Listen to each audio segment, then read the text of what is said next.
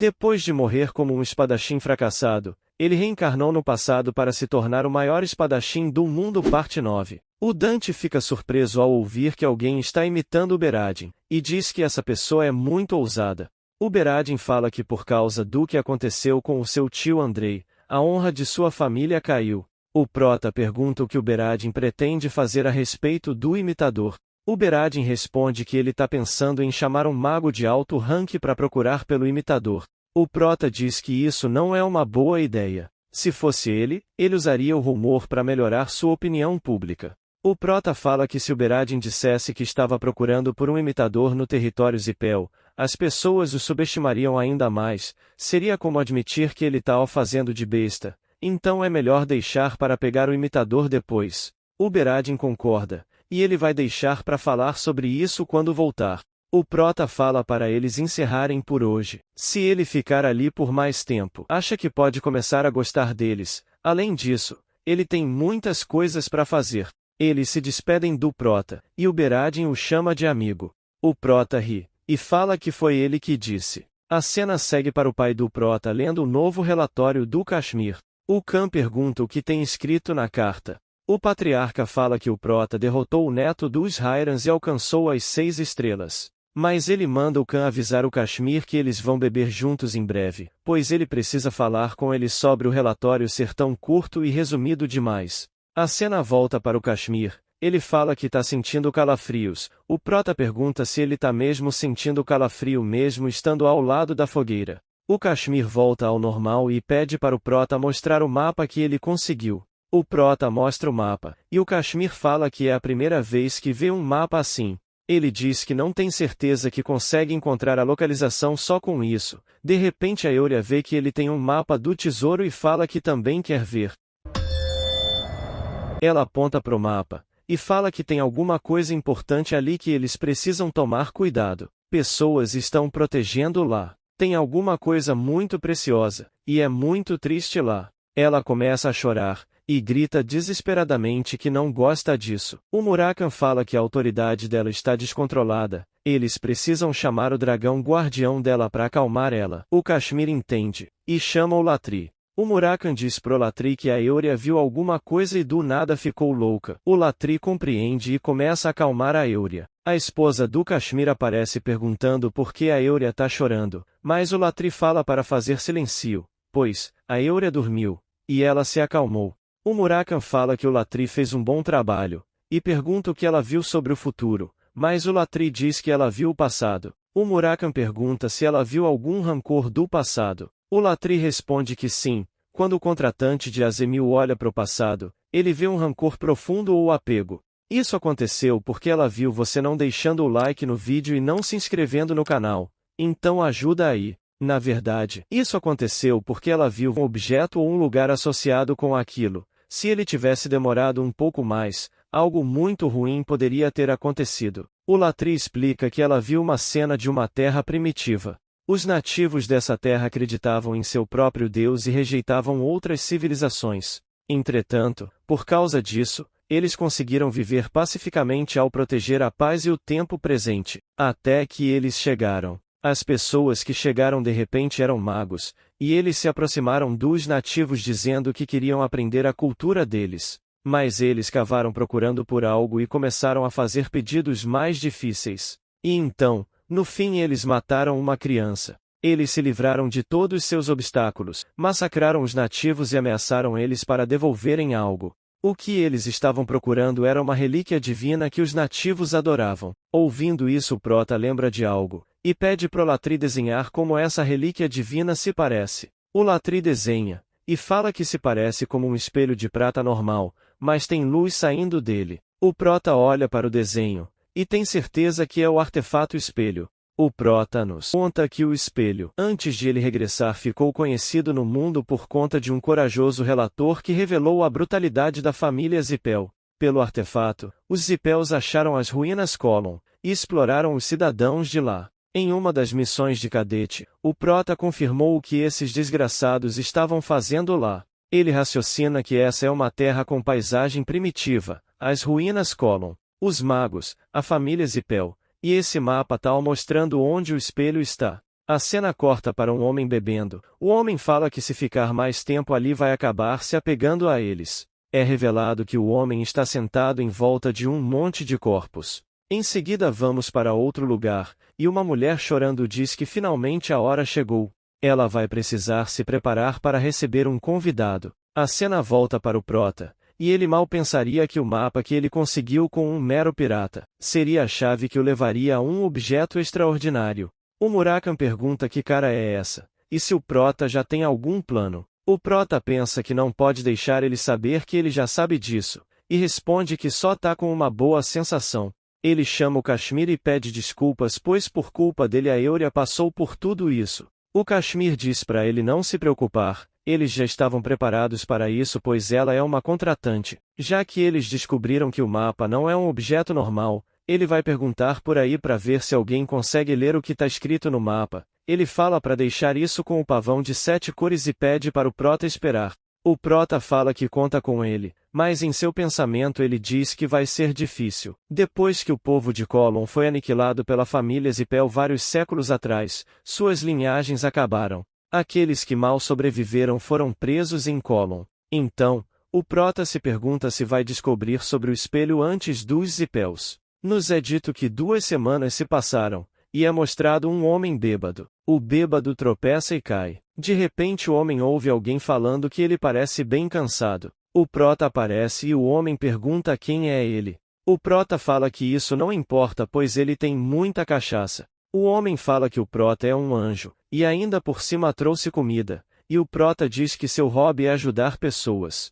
O prota comenta que o tom de pele do homem se destaca bastante. O homem explica que todos falam isso e também todos de sua tribo são assim.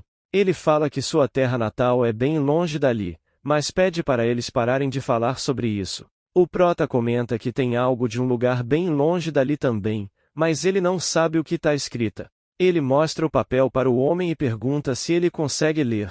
O homem se assusta, e pergunta quem é ele. Não, quem são eles? O prota fala que ele é um aproveitador da capitão da guarda de Tikan, Alisa, e o cara de cabelo preto e o de cabelo verde ali são dragões. O Muraka indignado pergunta por que ele contou isso, mas o prota explica que eles têm que falar tudo pro homem de qualquer forma. O homem fala que tá tudo bem pois eles não são Zipels. Ele pergunta como eles o encontraram. O prota já explica que há alguns dias ele acabou conseguindo esse mapa. Aquele garoto de cabelo verde é o dragão de Azemil. Com a autoridade dele, eles viram um grande e cruel rancor vindo do mapa. No lugar que eles viram, as pessoas parecidas com o homem estavam sendo exploradas. Eles tentaram procurar por alguém que sabia sobre o mapa, mas não conseguiram encontrar ninguém. Mas coincidentemente eles o encontraram ali morando em Tikan.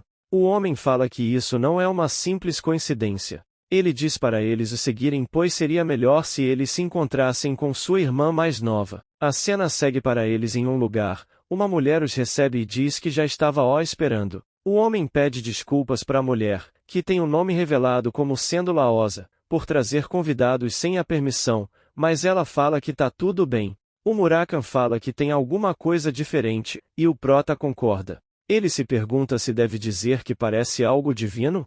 Não é uma sensação típica de um lugar acabado como esse. É algo que ele só sente com aquela pessoa. Ela provavelmente é alguém de uma linhagem muito nobre ou foi escolhida pelo destino em que acredita. A Laosa diz, você que nasceu na casa da espada e foi escolhido pela sombra. O último dragão da espécie das sombras. E o jovem dragão guardião que Azemil valoriza. Ela fala para eles não se surpreenderem, pois isso é só um truque. Sentindo essa aura transcendente vindo dela, o prota pergunta se ela por acaso é um deus. Ela responde que não, ela é apenas um vassalo. Se ela fosse um deus, não estaria se escondendo depois de perder sua terra natal. Então o Murakami diz que ela é um corpo astral de um deus antigo, mas embora ela tenha um entendimento incrível, não vai durar muito, ela vai perder isso em breve. A Laosa confirma o que ele disse, e pede para ver o mapa que eles têm. O prota entrega o mapa, mas manda para ela dizer o que está escrito nele. Assim ela diz, aquele que obteve o coração de Colon está lendo isso. Por favor, não nos entregue. Venha aqui e grite, somos só pessoas quietas. Estamos apenas vivendo. Embora Deus tenha nos dado uma missão difícil, ele não nos deu a força para isso. A Laosa fala que isso foi escrito por seu avô que faleceu.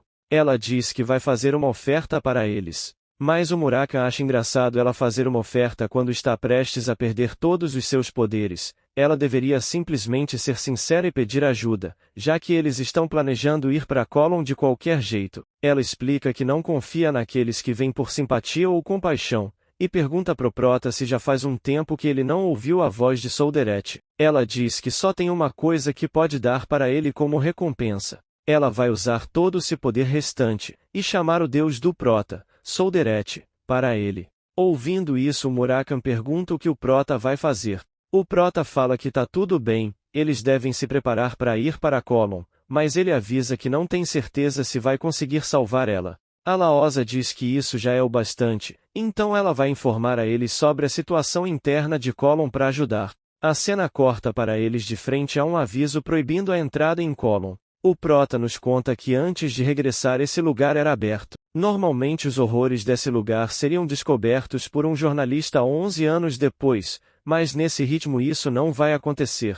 Apesar da placa, o Prota e o Murakan entram no lugar. O Prota comenta que é estranho que só tenha uma placa em uma área restrita. Não tem guardas ou magia de proteção, mesmo que seja comum. Os Zipels não seriam tão descuidados assim em um lugar tão importante. O Kashmir concorda, e se pergunta se eles encontraram o artefato. O Prota fala que não, eles devem ter desistido porque não acharam nada em centenas de anos. De repente o Murakan ouve algo. Eles se esgueiram no mato. Nisso eles veem os nativos. Eles também veem um Zipel de cabelo prateado bebendo. O Prota fala que esse é Myron Zipel. O Prota nos conta que Myron Zipel é conhecido como o lunático da Torre Mágica. Ao invés de ser conhecido como o sexto filho do patriarca Zipel, ele é mais conhecido como Mago Lunático por causa das merdas que já fez. O Kashmir diz que esse Zipel é um mago de 8 estrelas com vários itens. O Murakan fala que se eles arrancarem a cabeça dele,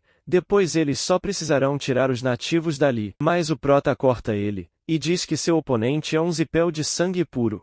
Já que eles mataram o Andrei, isso pode causar muita confusão. Mesmo que eles matem ele, eles precisaram de um motivo para que a família Zipel não faça algo a respeito. De repente ele ouve um barulho em outro mato. Um homem aparece, e o Prota já surge atrás dele perguntando quem ele é. O homem fala que seu nome é Dino, e ele é um jornalista. Ao ouvir o nome do jornalista, o Prota lembra que ele é o jornalista que relatou sobre Colon em sua vida passada. O Prota pergunta qual é o conteúdo do furo que o jornalista veio procurar. O jornalista pergunta quem é o Prota e de onde ele veio. O Prota diz para ele não se preocupar pois eles são apenas pessoas que estão de passagem. O jornalista pergunta se eles sabem da situação das ruínas Colon. O Murakan pergunta pro Prota se está tudo bem mesmo de contar tudo para esse cara, mas o Kashmir fala que isso é para cumprir o objetivo dele. Ele explica que o jornalista provavelmente está ali para expor a realidade desse lugar. E o Prota vai cooperar com ele para ter um motivo para atacar os Zipels. O jornalista entrega um livro pro Prota e pede para ele olhar. O Prota vê que ali tem até mesmo relatos dos nativos, e alerta que se os Zipels encontrarem isso o jornalista vai ficar com problemas. O jornalista concorda, e conta que já falou com Myron Zipel. Pelos últimos dias, Myron só esteve bebendo, e depois dele perguntar algumas coisas, ele sabe que o Myron não tá de guarda. O Prota entende, e fala que tem um favor a pedir para ele. A cena segue para o Myron Zipel bebendo à noite. Ele fala que os velhos Zipels mandaram ele para esse lugar só porque ele fez uma piada. Com raiva ele bate no nativo. O jornalista aparece, e pergunta se o Myron não tá cansado de beber sozinho. O Myron diz que ia morrer de tanto o esperar. Mas ele vê que o jornalista não tá sozinho hoje. O jornalista explica que eles são viajantes e contadores de história, então ele trouxe eles porque achou que ele ia gostar.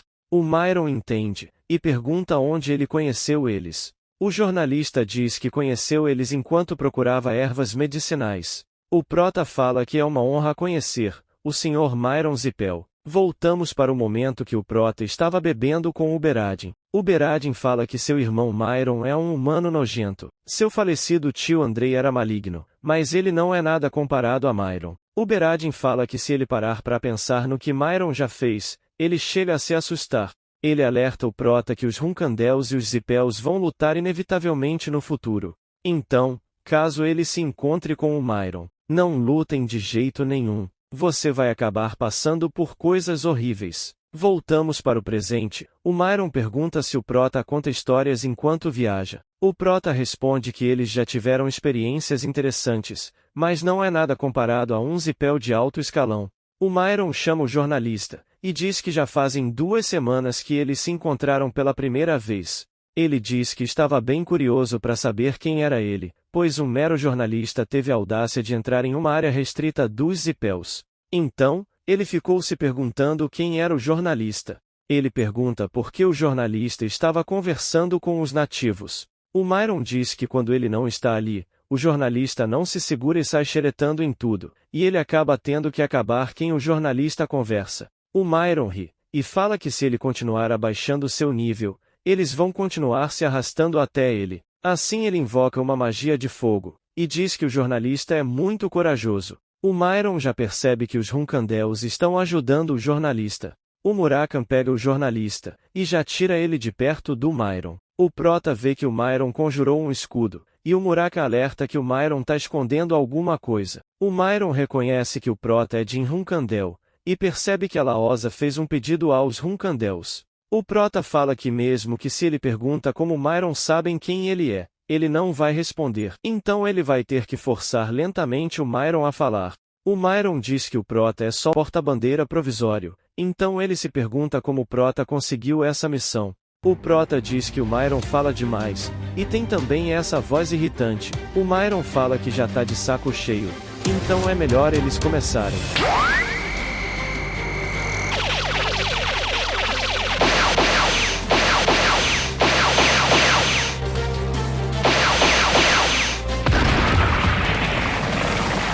O Murakan manda o jornalista tirar os nativos dali.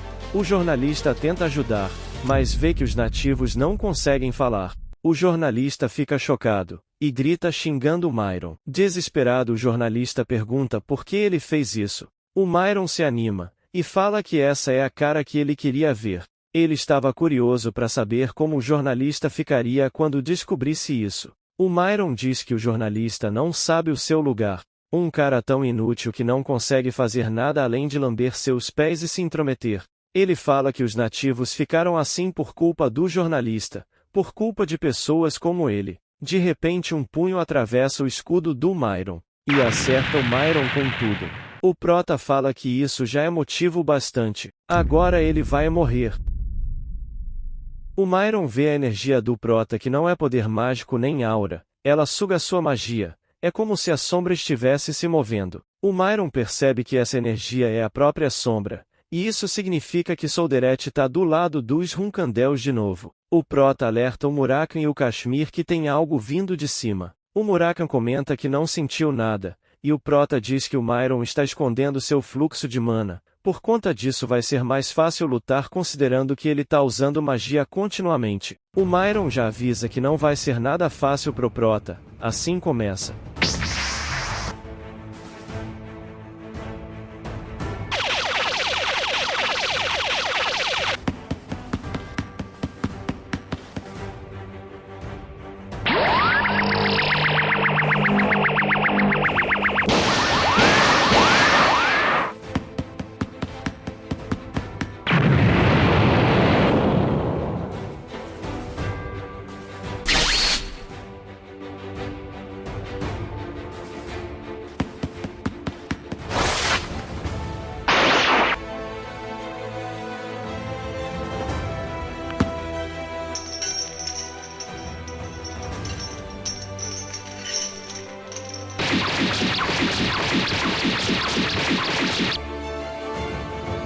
O Myron fala que o Prota tá deixando as coisas bem mais emocionantes. Graças ao Prota, esse lugar merda que ele cultivou vai brilhar. O Prota vê que isso tudo é armadilha mágica. Se ele atacar agora, sua energia vai ser sugada. Então ele precisa desviar. Enquanto isso, o Murakan manda o jornalista levar todos para fora da área do círculo mágico. Mas o Myron fala que não adianta. O quadrado mágico alcança tudo que ele vê.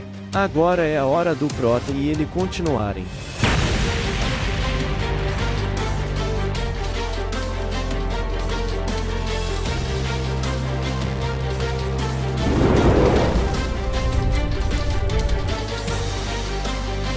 O Prota pensa que esse ataque é a terra retumbante, ele divide a terra em dois quando se toca nele. Então, ele não tem escolha a não ser seguir em frente. Usando energia espiritual ele corta e destrói o ataque. O Prota se pergunta que mesmo que o Myron seja alguém de 8 estrelas, como ele consegue controlar tanto poder mágico? Ele se pergunta se o Myron tá usando um artefato escondido. O Myron percebe que o Prota entende de magia. Ele desviou do Pilar de Fogo e não entrou na Terra Retumbante, e até mesmo anulou o Pilar de Fogo. Essa decisão não pode ser feita por alguém que não conhece magia.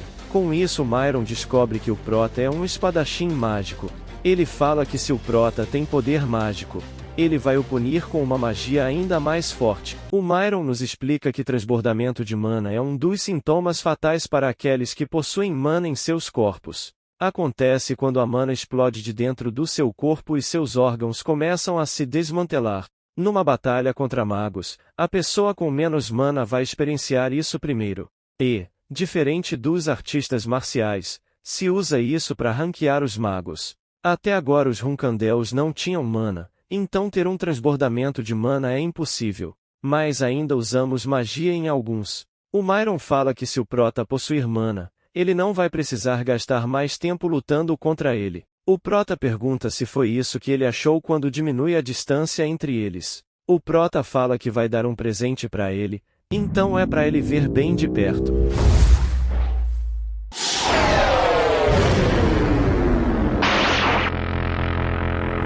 O Myron fala que nunca pensou que o Prota usaria a magia ancestral de luz. Ele se pergunta se o Prota é algum protagonista de novel por usar magia da luz e da sombra. De repente o Myron nota algo. E fala que o Prota deve achar que ele é louco, então esse deve ser o motivo do Prota não querer se associar a ele. Mas ele diz que tem algo muito claro ali, eles são do mesmo tipo. O Prota pergunta se ele tá querendo ganhar tempo com papo furado. Se for isso que ele tá fazendo não tá legal. O Myron fala que não vai morrer porque ele ainda tem esses bárbaros idiotas para o proteger.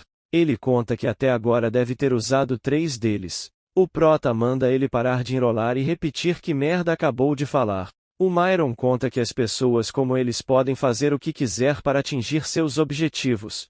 Ele pergunta se o Prota reparou que seu controle de magia é acima das 8 estrelas. Agora a dúvida é, como isso é possível? O Myron destrói um lugar. E é revelado nativos desmaiados que também tentaram se juntar ao jornalista. O Myron diz que usa eles como amplificadores de mana. Ele diz que embora eles pareçam mortos, eles ainda estão respirando. Eles estão vivos, só assim ele consegue abastecer sua mana. Então se o Prota quiser o matar, ele terá que matar eles primeiros. Mas uma nativa grita que ele tá mentindo. Ela fala que isso é mentira, não é algo que amplifica a mana. Ele descobriu isso depois de tortura eles. Na verdade, ele tem uma relíquia divina. Ela diz que todas as pessoas desmaiadas, na verdade estão todos mortos. O Myron fica desesperado e manda ela calar a boca. Mas ela fala que esse psicopata fica maluco quando começa a brincar com as pessoas. Esse ser usa todos os ratos de laboratório e depois joga-os fora.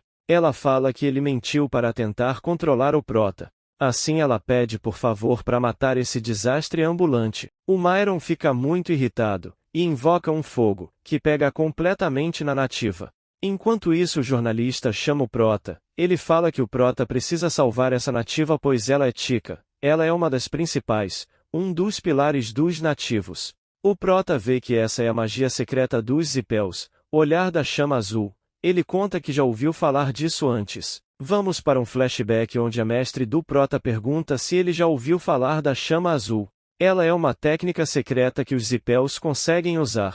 Uma técnica que faz surgir chamas azuis que nunca param de queimar. Você pode tentar apagar elas, mas no fim vai ser queimado vivo. O Prota pergunta como ele pode lutar contra isso. Ela responde que é queimando uma chama mais ardente que pode queimar o próprio fogo. Dessa forma o Prota cria uma chama que queima o próprio fogo. Ele invoca a Tess e fala que isso deve ser suficiente. O Myron fica impressionado vendo isso. Ele diz que a pessoa que Tess escolher vai se tornar o mago mais poderoso da geração, mas ela escolheu um espadachim. Ele fica puto pois é justamente um Runkandel, e pergunta como ele ousa se tornar o mago que vai ser o melhor dessa geração. coisa que até mesmo ele não conseguiu alcançar. A Tika acorda e percebe que não tá quente, além disso não tem nenhuma queimadura na pele dela. O Prota agradece ela e diz que se não fosse por ela o Myron não cairia em sua armadilha. A Tika fala que o Myron tá usando o poder da relíquia divina, porém ele ainda não tem ela. Ela diz que ele só sabe usar umas coisas porque foi o que falaram durante a tortura, mas a relíquia divina ainda tá escondida num lugar que só eles sabem. Ela pergunta se ele veio ali a pedido da sacerdotisa Laosa, e diz que quando a luta acabar, ela vai falar pro Prota onde a relíquia divina tá. O Prota olha pro Myron e diz que gostou da expressão dele. Ele pergunta se o Myron já usou tudo que tinha pois agora acabou a brincadeira.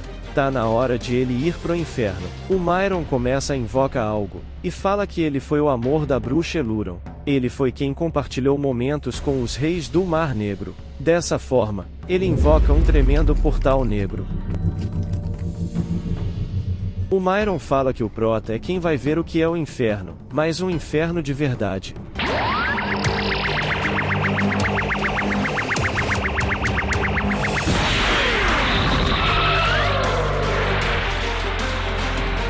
O Prota percebe que a Té está brava por causa do feitiço. De repente o Prota ouve um salto, e o Muraka aparece na frente dele. O Muraka já fala que tirou todos os nativos dali, e é pro Prota focar nessa luta.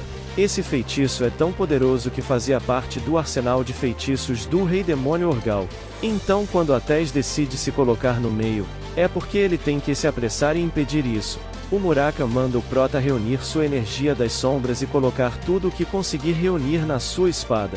O Muraka reúne sua energia espiritual, e com ela cria um caminho pro Prota. Ele manda o Prota pisar na energia e correr. O Prota vai ter que cortar o portal dimensional. O Prota sente uma pontada, e pensa que isso é demais pra ele. O transbordamento de mana tá reagindo só agora. Ele não vai conseguir acompanhar a Tess por muito tempo. O Myron percebe que o Prota tá mal, e fala que chegou a hora. Ele começa a abrir o portal, mas o Prota não desiste.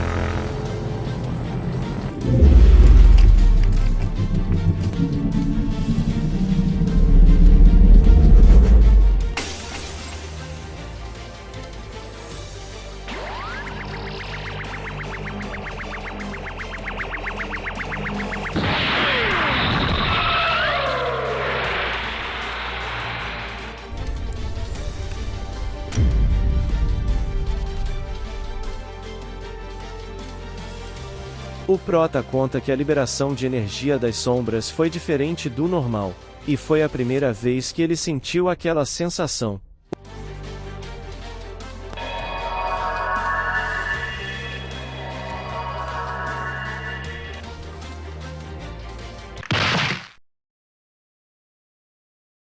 O Prota percebe que acabou, e desmaia. Nos é mostrado uma lembrança do Prota. Nela a mestre do Prota fala que as varinhas usadas pelo mestre da Torre Magicão Zipel têm uma função particular. É uma pequena runa no topo da varinha. Quando a varinha ativa, a runa ativa e envia um sinal de emergência para a torre mágica deles. O Prota percebe que eles não vão ter tempo para descansar, assim ele acorda. O Muraka manda o Prota engolir isso. O Prota levanta e cospe sangue preto. O Muraka explica que o Prota quase morreu por causa do contrafluxo de mana. E isso que acabou de comer é o chifre de unicórnio, um remédio especial que é muito efetivo pro contrafluxo. O Kashmir fala que o Prota lutou bem, e o Prota agradece e pergunta se foi ele que preparou isso. O Kashmir diz que não foi ele, os nativos que deram o remédio. A Tika se apresenta formalmente como sendo a santa substituta da Laosa. Ela fala que nunca vai esquecer o que aconteceu ali nem depois da morte. A Tika diz que a Laosa deve ter pedido a eles para salvarem os nativos.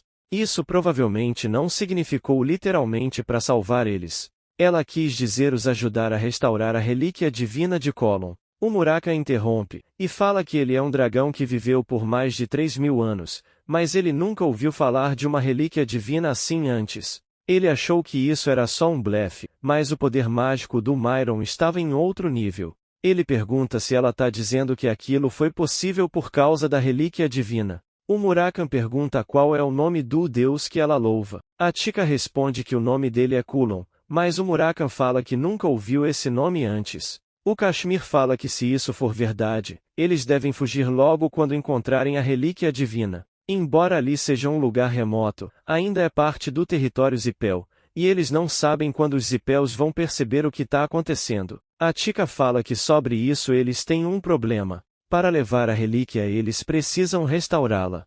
E para isso é preciso usar a energia do sol para abrir o chão selado. O Murakan diz que tá bem no meio da noite agora. Ela fala que eles vão precisar esperar até o meio-dia e fazer um ritual com os membros da tribo. Então eles devem reunir todos ali. O Prota começa a sentir que tem alguma coisa faltando, alguma coisa muito importante. Ele raciocina que Myron foi morto pela Tess. Além disso, essa é uma área remota, um lugar que foi abandonado pela família Zipel, desde que um sinal não tenha sido enviado. O Prota se lembra, e fala para eles que Myron Zipel é um mestre da torre mágica da família Zipel.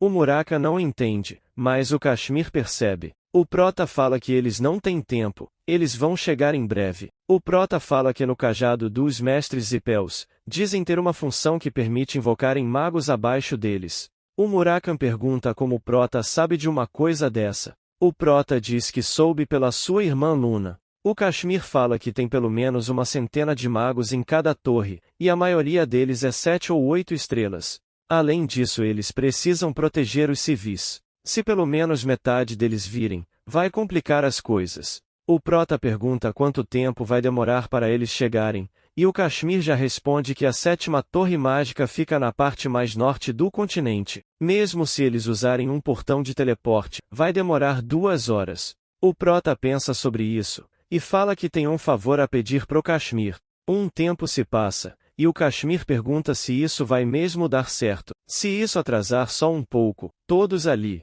inclusive ele, vão morrer.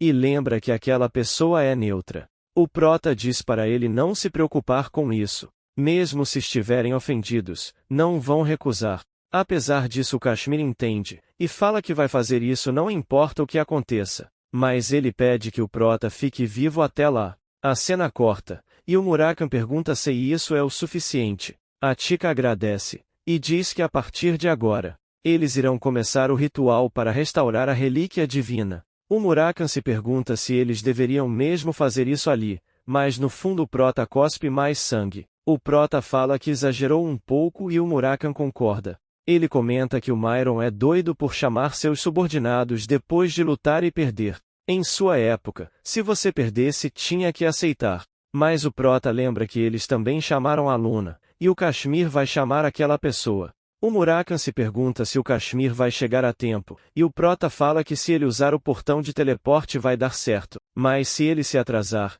eles terão que aguentar um pouco. Mostra um dos subordinados Zipels dizendo que eles chegaram em Colon. O subordinado fala que tá vendo os nativos fazendo um ritual, além de ter 2 pessoas desconhecidas ao lado deles. Ele fala que não tá vendo o mestre. Outro subordinado fala pro vice-mestre não se preocupar pois eles devem ter feito o mestre, que é o Milon, de refém. O vice-mestre fala que se alguma coisa aconteceu com o mestre, ele vai fazer todos envolvidos pagarem. O Murakan vê eles e conta 6 dragões e 30 magos. Ele fala que se as coisas derem errado, ele vai se transformar em dragão, mas aí as forças principais dos Zipels irão vir, então é pro Prota se preparar. O Murakan lamenta, pois, se fosse antigamente isso seria mamão com açúcar. Mentalmente ele xinga o primeiro patriarca Runkandel, e diz que seu coração que ele perfurou há 1000 anos atrás ainda dói.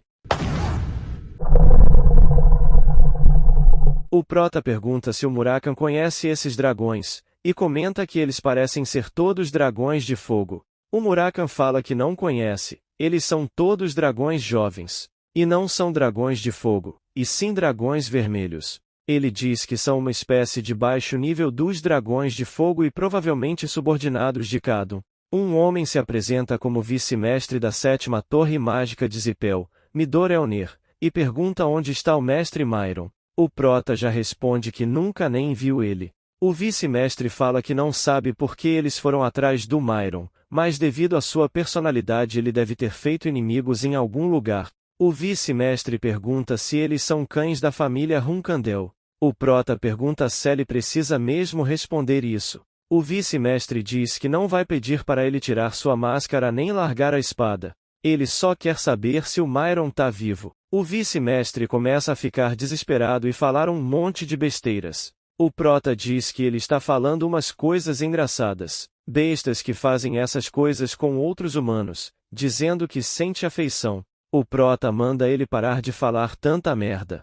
O vice-mestre se irrita mais ainda, e pergunta como ele ousa os comparar com esses insetos. Mas, de repente ele percebe algo. Ele vê o cadáver do Myron atrás do prota, e percebe que chegou tarde demais. Sendo assim ele manda todos prepararem-se para atacar. Ele diz para eles não atirarem e sim capturarem eles. Os magos carregam sua magia, e soltam vários ataques em direção ao prota. O prota já se prepara e vê que são todas magias de 8 estrelas. E isso é definitivamente perigoso. Mas de repente, um portal aparece. Uma mulher fala que só veio porque ouviu dizer que sua filha deu flores para alguém, e parece que ela se atrasou um pouco. Essa mulher é revelada como sendo Talaris Endorma, mestra do Palácio Oculto, um domínio que consegue congelar completamente uma magia de 8 estrelas. Um ar frio e afiado que preenche o lugar. Sua presença, que é mais fria do que o ar. Os Zipels percebem que essa é a mestra do Palácio Oculto, Talaris Endorma. O prota vê que o Kashmir conseguiu, e o Murakion estava se perguntando como ela era. Ele diz que isso é bem impressionante. É dito que o sapo da neve, morto, só pode ser controlado pelos escolhidos. Ele não tinha ideia que tinham humanos capazes disso. A Talaris Endorma manda o sapo voltar, e usando seu poder, cria um lugar para conversar com o prota.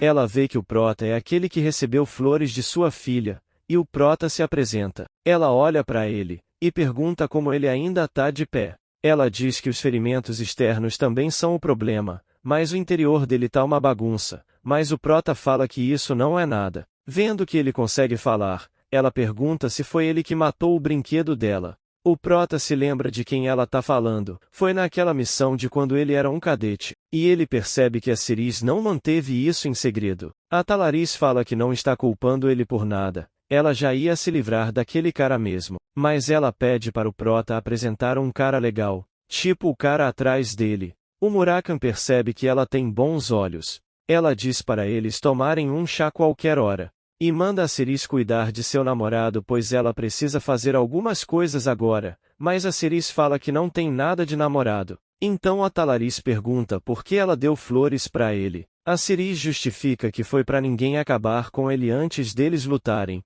Antes de sair a Talaris fala que o prota tem que agradecer a Ciris. Do contrário ela não teria ido até ali. Então, o prota fica em silêncio, e cai acabado dizendo que sobreviveu. A Ciris diz que achou que eles iam lutar quando se encontrassem de novo, mas parece que ele tem estado bem ocupado. O prota concorda. Tudo tá sendo bem caótico. Ela fala sobre o Kashmir, o cara que trouxe as flores, e conta que ele parecia disposto a dar sua vida. Nos é mostrado o que o Kashmir fez. Ele fala para Talaris que o garoto que a filha dela deu flores está correndo risco de vida. Ele pede por favor a ajuda da mestra do Palácio Oculto. A Ciris conta que o Kashmir até mesmo fez a mãe dela acordar de seu sono, e diz que o prota tem um bom aliado. O prota concorda, e diz que todos são muito gentis e ele não merece isso, incluindo ela. A Ciris fala que ele não precisa agradecer. Ela só não quer ver ele apanhando para outra pessoa além dela. O prota cospe mais sangue. A Ciris pergunta se ele tá bem, e ao ver o sangue preto percebe que ele estava lutando a tal ponto. O prota pede desculpa, mas ela manda ele parar de falar. Enquanto dá um remédio para ele, ela se pergunta o que ele estava fazendo para lutar até esse ponto. Em pensamento ela diz que não gosta disso. A cena vai para lá fora. A Talaris vê que o vice-mestre não tem cabelos cinza e pergunta se ele não é de sangue puro. O vice-mestre pensa que já sabia que não seria fácil, e foi bom ele ter relatado isso para a família principal antes de ir para ali. Se ele ganhar tempo a ajuda vai chegar. O vice-mestre pergunta por que a Talaris está interferindo com assuntos da família Zipel. A Talaris fala que já faz um tempo que ela não trabalha, e eles não acham que são eles mesmos que estão a incomodando. Ela diz que vai deixar isso passar se eles saírem dali. O membro dos Zipels pergunta como ela ousa falar absurdos assim no território Zipel. A Talaris pergunta que só por eles estarem no território Zipel ele tem essa ousadia para falar com ela desse jeito. Ela manda ele calar a merda da boca. O membro dos Zipels espuma pela boca, e cai no chão. O vice-mestre manda eles invocarem uma barreira para o frio não passar, e soltam vários ataques em direção a Talaris. Mas com o movimento, a sogra do Prota congela todos. Os ataques incluindo a barreira. Ela pergunta se eles querem continuar. O vice-mestre fala que mesmo se eles morrerem ali, o mundo vai esquecer sobre ela e o palácio oculto, não sobre eles.